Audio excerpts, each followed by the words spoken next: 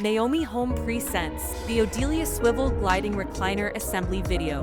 Before we begin, please make sure to have the assembly instructions on hand to follow along and have all the parts listed.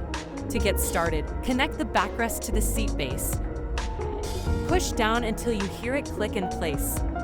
Attach the fastening strip onto the chair base. Insert the left and right corner back pieces onto the backrest. To recline, pull the lever and the feet support will rise. Push back to go from nursing position to comfort position. And there you have it. Your swivel gliding recliner is complete and ready for use. Thanks for watching.